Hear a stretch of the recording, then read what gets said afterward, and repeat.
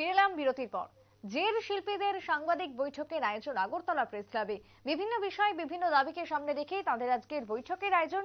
বিশেষ করে Sachin Debbarman memorial government music college এলামনির পক্ষ থেকে সাংবাদিক সম্মেলনে মিলিত হয়েছেন রাজ্যের সংশ্লিষ্ট শিল্পীরা। আগরতলা প্রেস ক্লাবে এই শিল্পীদের সাংবাদিক বৈঠকের আয়োজন বলে খবর। শচীন দেববর্মন মেমোরিয়াল সেক্ষেত্রে গভর্নমেন্ট মিউজিক কলেজ এলামনির সদস্যরা ছিলেন আজকের সাংবাদিক বৈঠকের মধ্যে। সাংবাদিক বৈঠক থেকে কি বক্তব্য উঠে আসছে সংশ্লিষ্ট শিল্পীদের, তারা কি জানিয়েছেন আজকের বৈঠকের মধ্য দিয়ে শুনুন। Sachin Debbarman memorial government music কলেজের আমরা সবাই এলামনি এবং এলামনির এলামনি আমরা সবাই এখানে কর্মকর্তারা যারা নাকি পদাধিকারী।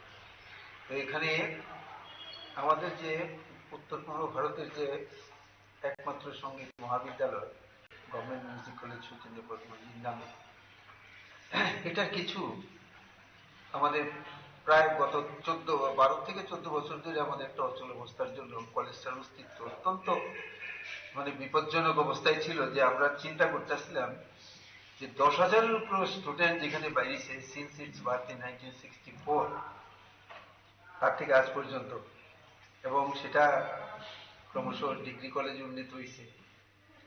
সেখানে যেভাবে সর্বোচ্চ পদাধিকারী, সর্বোচ্চ বিদ্যার যেটা সর্বোচ্চ পদ তারা অলঙ্কৃত করছে, যেমন পিএইচডি মিউজিকে, সেখানে MEd BEd NET qualifier everything সেখানে তারা, অথচ তাদের কোনো নিয়োগের কোনো ব্যবস্থা ছিল না গত 10 বছর। এবং রিক্রুটমেন্ট রুলস বা তাদের যে অন্তত 17টা পোস্ট অ্যাসিস্ট্যান্ট প্রফেসর সহ, এবং এই যে সব হাজার হাজার ছেলে মেয়েরা যে পাস করছে, ফিউচার আমরা এখানে আমরা আটকে গেছি যে এরা কেন পড়াশোনা করবে, কেন এরা মিউজিক শিখবে। তাহলে একটা রাজ্যের সংস্কৃতি যদি বিপন্ন হয় তাহলে তো একটা জাতি অত্যন্ত দুর্বল হয়ে যাবে। এর জন্য আমরা কিছু পয়েন্টের উপর আমরা এখানে আমাদের বক্তব্যটা তুলে ধরছি। আমরা we are very much happy.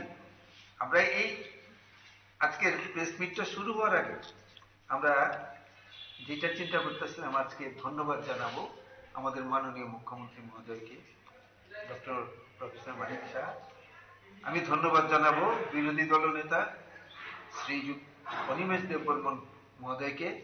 আমি বিধায়করা যেমন শ্রী গোপাল রায় এবং সুদীপ রায় বর্মন, ওনারা বিধানসভাতে 5 থেকে 11 তারিখ এই যে বিগত বিধানসভাতে ওনারা এই মিউজিক কলেজের অস্তিত্ব এবং নিয়োগ সংক্রান্ত ব্যাপারে বিভিন্ন প্রশ্ন ওনারা উত্থাপন করছেন, এবং সেই উত্থাপনের পরিপ্রেক্ষিতে মাননীয় মুখ্যমন্ত্রী on behalf of his government অসাধারণ উনি একটা মন্তব্য করছেন। সেই মন্তব্যটা হইল 396 জন মিউজিক টিচার সারা ত্রিপুরাতে নিয়োগ করা হবে, এবং অ্যাসিস্ট্যান্ট প্রফেসররা যারা নাকি প্রায় 25টা অ্যাসিস্ট্যান্ট প্রফেসর পদ থাকা যোগ্যতা থাকা সত্ত্বেও তাদেরকে গেস্ট লেকচারার হিসেবে তাদের মিউজিক কলেজে তাদের কাজ করানো হইতেছে, তারা সামান্য একটু পারিশ্রমিকের বিনিময়ে। তো তাদের ইদানিং তাদের ওভারেজ হয়ে যেতেছে, অথচ কোনো হেলদোল ছিল না, কোন রকম আমাদের ভবিষ্যৎ ছিল না।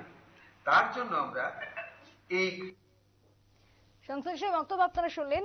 বিশেষ করে সরকারি মহাবিদ্যালয়, সঙ্গীতের মহাবিদ্যালয়কে বিশ্ববিদ্যালয়ে রূপান্তরিত করার দাবি যেরকম উঠে এসেছে, তার পাশাপাশি সঙ্গীত বিদ্যালয়ের বিষয়ে বর্তমান সরকারের ভাবনা চিন্তার বক্তব্য উঠে আসছে আজকের এই বৈঠকের মধ্য দিয়ে। এবং তারই সঙ্গে বিধানসভাতে বিরোধীরা যে প্রশ্ন তুলেছিলেন রাজ্যের সঙ্গীত কলেজ বা মিউজিক কলেজের অস্তিত্ব সম্পর্কে, তাতে তিনি যেরকম বিরোধীদের ধন্যবাদ জানিয়েছেন, অন্যদিকে বর্তমান সরকারও তার দিকে ভাবনা চিন্তা করুক এবং ভাবনা চিন্তা করছে, এগিয়ে নিয়ে যাচ্ছে বলেও আজকে বক্তব্য তুলে ধরেছেন Sachin Debbarman memorial government music কলেজের এলামনির পক্ষ থেকে। তবে আগামী দিনে যাতে সঙ্গীত কলেজের ভবিষ্যৎ আরো এগিয়ে যায়, তার যাতে শ্রীবৃদ্ধি হয়, সেই দাবি উঠে এসেছে আজকের সর্বোপরি বৈঠকের মধ্য দিয়ে। ছোট্ট একটা বিরতির পর ফিরে আসছি, সঙ্গে থাকুন।